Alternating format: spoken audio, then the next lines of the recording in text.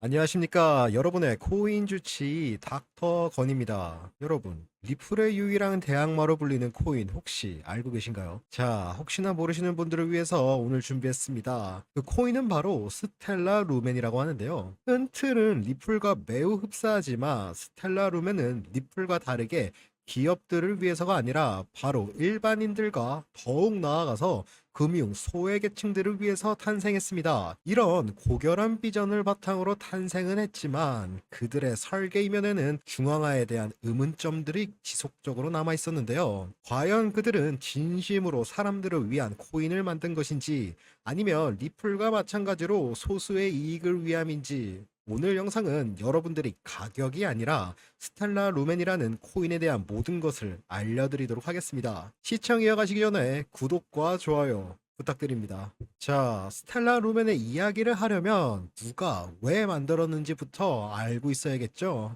그 이야기를 하려면 우선 창립자인 제드 맥케일럽이라는 인물과 그의 전 직장인 리플을 빼놓을 수가 없습니다. 그는 리플의 공동 창업자였습니다. 2013년도 기존 경영진들과의 불화와 비전의 차이를 이유로 회사를 떠나게 되는데요. 이 결별은 단순한 퇴사가 아니라 블록체인 기반 국제결제 시장을 두고 벌어진 각자의 가치관이 완벽하게 달랐음을 의미합니다. 즉, 영리기업인 리플이 세계적인 대형은행들을 고객으로 삼아 기존 금융 시스템의 효율성을 높이는 데 집중했다라면 맥케일럽이 설립한 비영리 단체인 스텔라 개발재단은 정반대의 길을 가겠다고 선언했기 때문인데요. 맥케일럽의 목표는 명확했습니다. 은행 서비스를 받지 못하는 개인 혹은 개발도상국의 소상공인 같이 현재 상용화되어 있는 금융 시스템에 취약한 사람들을 위해서 스텔라루멘을 탄생하게 된 것인데요. 정리해드리자면 리플은 영리기업으로서 소위 말하는 돈이 되는 회사들을 상대하는 것이고 스텔라루멘은 비영리 단체로서 금융 서비스를 받기 힘든 사람들을 돕기 위해서 탄생했다라는 것입니다.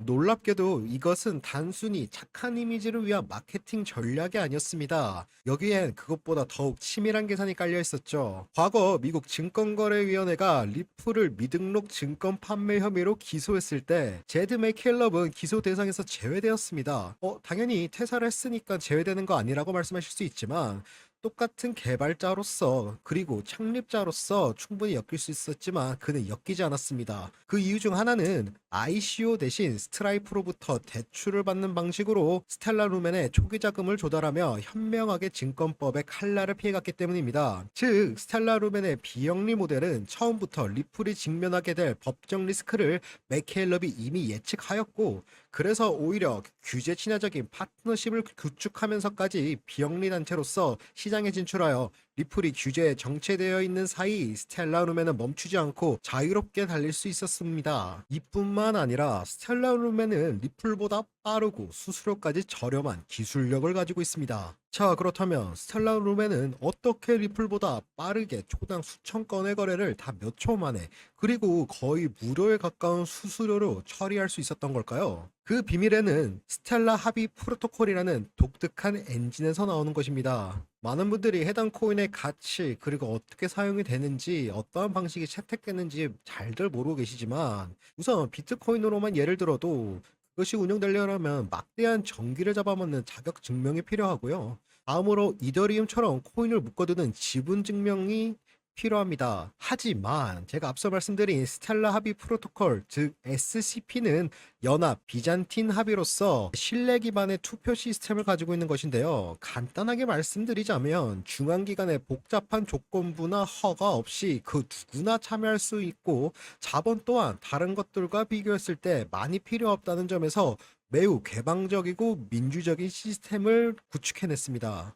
하지만 이 신뢰를 바탕으로 만들어진 것이 오히려 가장 큰 아클레스건이 되었는데요. 이론은 정말 완벽했지만 현실은 역시나 쉽지 않았습니다. 신규 노드 운영자들은 네트워크에서 소외되지 않기 위해 가장 안정적이고 신뢰도 높은 노드를 포함시키려는 경향이 있습니다. 그리고 그 가장 신뢰도 높은 노드는 대부분 스텔라 재단과 그 핵심 파트너들이 운영하는 노드들이었죠. 결국은 개방적인 네트워크가 시간이 지날수록 소수의 핵심 노드를 중심으로 한 허브 앤 스포크 구조로 자연스럽게 중앙화돼 버리는 시스템을 가지고 있었다는 것입니다. 이러한 구조로 인해 탈중앙화인 건 맞지만 결국은 소수의 핵심 노드들이 없는 돌아가지 못하는 중앙화된 구조가 아니냐며 정체성에 대한 논란이 나오기 시작했습니다. 그리고 2019년 5월 15일 결국 큰 사건이 터지고 말았습니다. 무려 67분 동안 스텔라 네트워크는 완전히 멈춰 섰는데요. 원장은 생성되지 않았고 모든 거래가 중단되었습니다. 즉 네트워크 전체가 일시적으로 중단되는 사태를 겪었다는 이야기인데요. SDF는 당시 네트워크 탈중앙화를 위해 추구했던 신규 노드 중 일부가 동시에 오프라인 상태가 되면서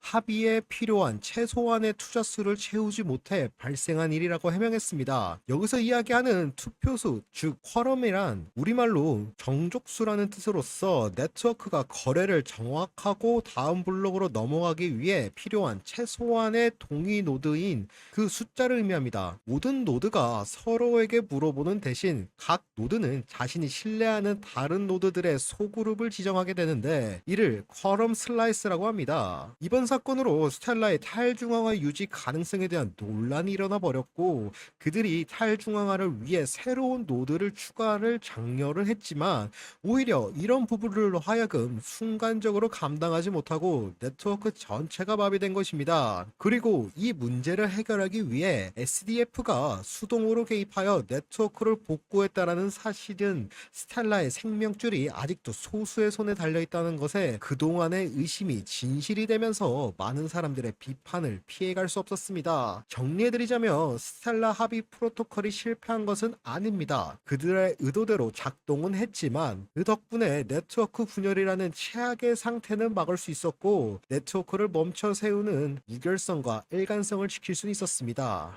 하지만 이렇게 디테일한 부분을 모르는 투자자들의 입장에서는 그저 불확실한 요소가 넘쳐나는 불완전한 코인이라는 이미지를 얻게 되었다는 것이죠. 자, 여러분, 스텔라 룸에는 금융 포용이라는 위대한 비전과 빠르고 저렴한 기술력으로 출발하면서 리플의 대안이자 소외된 자들의 은행이 되겠다고 약속했습니다. 그러나 그 기반이 되는 합의 프로토콜은 이론적으로는 너무나 아름다웠지만 현실에서는 중앙화 가능성이 높다라는 태생적 딜레마를 끌어안고 있죠. 왜냐하면 대부분의 노드 운영자들은 직접 복잡한 신뢰 목록을 만들기보다 스텔라 개발재단의 노드처럼 이미 안정적이고 잘 알려진 노드들을 그대로 가져다 쓰는 경향이 있기 때문입니다. 즉 내가 힘들게 만들기보다는 좀 더 쉬운 길을 선택했다는 이야기인데요.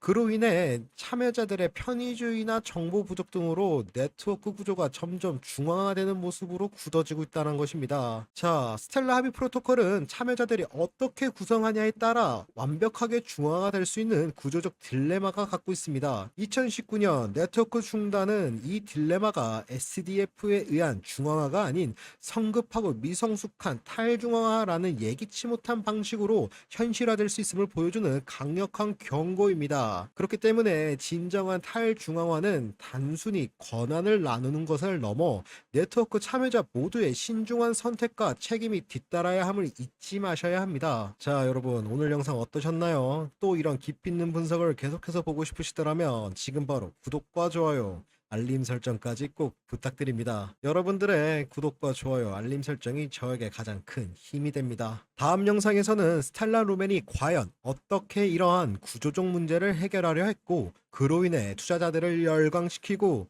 또다시 실망시켰던 사건들과 1000억 개에서 시작했지만 무려 55억 개를 소각시켜버릴 수밖에 없었는지 하나도 빠짐없이 전부 다 말씀드리도록 하겠습니다. 추가적으로 제가 직접 운영하고 있는 커뮤니티에 함께 하시고 싶으신 분들은 지금 화면에 보이는 번호로 루멘이라고 문자 보내주세요. 제가 운영하는 거는 흔한 리딩방이 아니라 정확한 정보를 기반으로 시장의 흐름을 아실 수 있게 해드리는 교육에 가까운 것입니다. 또한 저뿐만 아니라 여러 전문가들과 함께 관점을 나누고 앞으로 시장에 어떻게 대응해야 되는지에 대한 논리적인 방향을 토론하고 여러분들이 궁금해하시는 부분들까지도 무료로 상담을 통해 도와드리고 있습니다. 여러분, 무료로 진행되지만 저와 1대1 상담을 통해 저희와 맞는 분들만 선별해서 받고 있다는 점 참고 부탁드립니다. 그리고 신청하시기 전에 구독과 좋아요 한 번씩 부탁드립니다. 그럼 저는 다음 영상에서 더욱 흥미로운 주제로 찾아뵙겠습니다. 지금까지 여러분의 코인 주치 닥터 권이었습니다. 시청해주셔서 감사합니다.